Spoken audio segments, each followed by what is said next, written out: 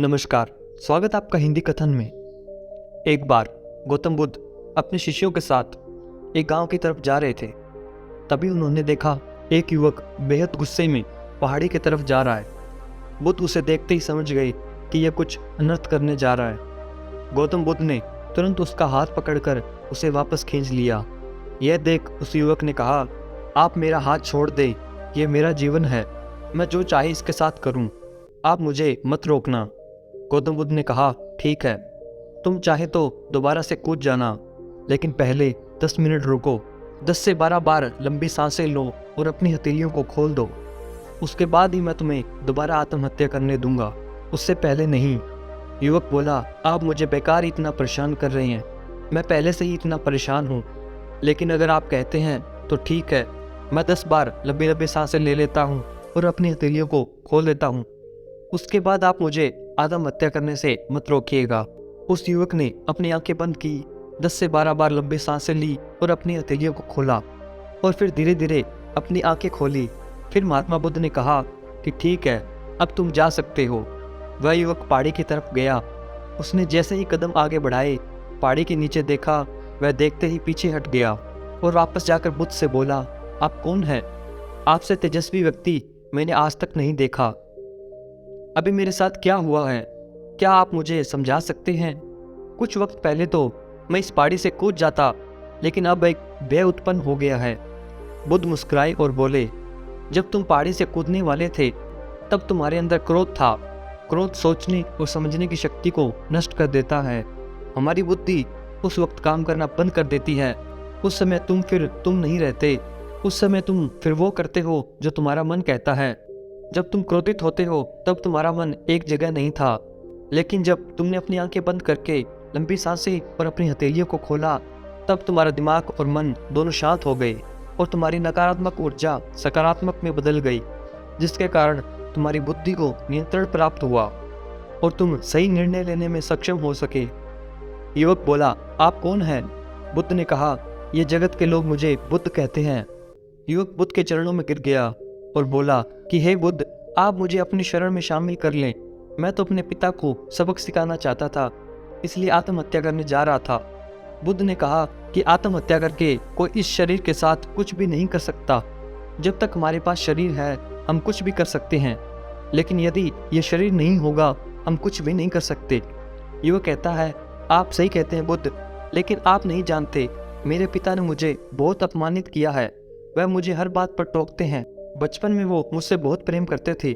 उसके बाद उन्होंने मुझे शिक्षा प्राप्त करने के लिए गुरुकुल भेज दिया। मैं हमेशा सोचता था कि मैं गहन अध्ययन करके उनका नाम रोशन करूंगा और मेरे पिता यह सब देखकर बहुत खुश होंगे। जब मैं शिक्षा पूरी करके वापस आया तब मैंने अपने पिता को बताया कि मैंने सारे शास्त्र, वेद, उपनिषद कंठस्थ कर लिए हैं और मुझसे बड़ा ज्ञानी कोई नहीं है।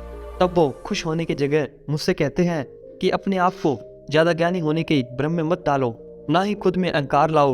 मैं तो उन्हें दिखाना चाहता था कि मैंने कितना गहन अध्ययन किया है। मैं बड़े बड़े शास्त्रार्थ में जानने लगा। सभी मेरे ज्ञान से प्रभावित होने लगे। सभी ने मुझे महान ज्ञाता माना, लेकिन मेरे पिता ने नहीं माना। वह मेरे शास्त्रार्थ के बीच में पहुंच जाते और मेरे बताए हुए ज्ञान में कुछ न कुछ कमी निकालते और सबके आगे मुझे अपमानित करते। वो मेरे साथ रहने वाले मित्रों को भी अपमानित करते थे, यह कहकर कि वो मेरा जीवन बर्बाद कर देंगे, क्योंकि वह मेरा साथ देते थे, मेरे ज्ञान की प्रशंसा करते थे। मैं समझ नहीं पा रहा था कि वह ऐसा क्यों कर रहे हैं। तब मेरे मित्रों ने मुझसे कहा कि वो मेरे जितना ज्ञान अर्जित नहीं कर पाए, इसलिए वो मुझसे ईर्ष्या करते हैं। एक दिन मेरी उपाधियों के कारण मेरे मित्रों ने मुझे मदिरापान कराया। यह बात मेरे पिताजी को पता चल गई। वो ढूंढते ढूंढते वहाँ पहुँच गए और मुझे वहाँ सबके सामने थप्पड़ मार दिया। मुझे बहुत अपमानित महसूस हुआ। तब मैंने तय किया कि मेरे पिताजी को सबक सिखाना है और मैं यहाँ आत्महत्या करने आ गया, क्योंकि एक पिता के लिए उससे बड़ा सबक और क्या हो सकता है। जब अपने बेटे की अर्थी को उठाएंगे तब उन्हें एहसास होगा कि उन्होंने क्या गलती की है। बुद्ध मुस्कुराए और बोले, मुझे एक बात बताओ, जो ज्ञान तुम्हें आत्महत्या करने के लिए प्रेरित करे तो वो ज्ञान किस काम का, और वो कहाँ से अच्छा हुआ जो तुम्हें गलत काम करने के लिए मजबूर कर दे। युवक ने कहा, आप सही कहते हैं बुद्ध, अब मैं खुद अज्ञानी सा महसूस कर रहा हूँ। आप मुझे अपनी शरण में ले लें, मैं आपसे ज्ञान प्राप्त करना चाहता हूँ। बुद्ध ने कहा, तुम मेरे साथ 4 दिन तक रहना और उसके बाद अपने पिताजी के पास जाना। अपने पिता के घर तुम मध्य रात्रि के बाद जाना और बिना किसी हलचल के चुपचाप भीतर जाना, तब तुम्हें जीवन का सारा ज्ञान मिलेगा। तो युवक 4 दिनों तक बुद्ध के पास रहा और उसके अगले दिन ही पिता के पास चला गया।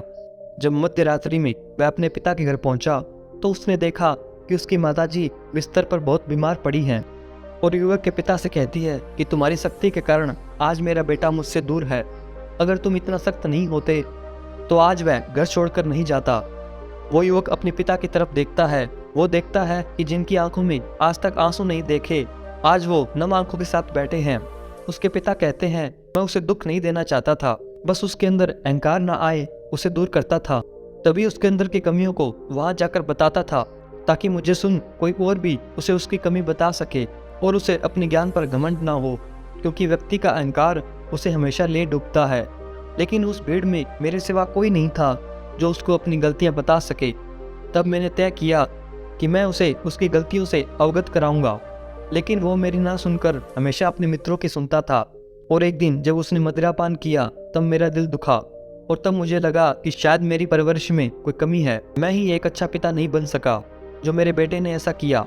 लेकिन तुम चिंता मत करो, मैं उसे ढूंढ कर लाऊंगा। जितना प्रेम तुम उससे करती हो उससे ज़्यादा मैं उससे करता हूँ। युवक की माता कहती है कि मैंने उसे हर जगह ढूंढा लेकिन वो कहीं नहीं मिला। मेरा मन कहता है कि यहाँ से कुछ दूर एक गांव में गौतम बुद्ध रुके हैं, वह ज़रूर वही होगा। तुम उसे वहां जाकर देखो। ये सारी बातें युवक वही खड़ा सुन रहा था। उसकी आंखों से आंसू बह निकले। वो चुपचाप वहां से चला गया और गौतम बुद्ध के पास पहुंचा और बुद्ध से बोला, हे बुद्ध, अगर आपने मुझे उस दिन आत्महत्या करने से नहीं रोका होता तो मुझसे कितना बड़ा पाप हो जाता।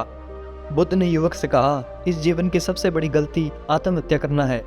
ये जीवन तुमने खुद नहीं लिया है, तुम्हें दिया गया है, तो तुम्हें कोई हक नहीं है कि उसे नष्ट करो। कल सुबह तुम्हारे पिता यहाँ वापस आएंगे। कल सुबह तुम उनके साथ जाकर उनके ऋण को उतारना। युवक ने कहा, हे महात्मा बुद्ध, मुझे मेरा सारा जीवन व्यर्थ ही लगता है। आप सत्यता को उजागर करते हैं। मैं आपके साथ रहकर आपसे ज्ञान प्राप्त करना चाहता हूँ। मुझे अपने संग में शामिल कर लें।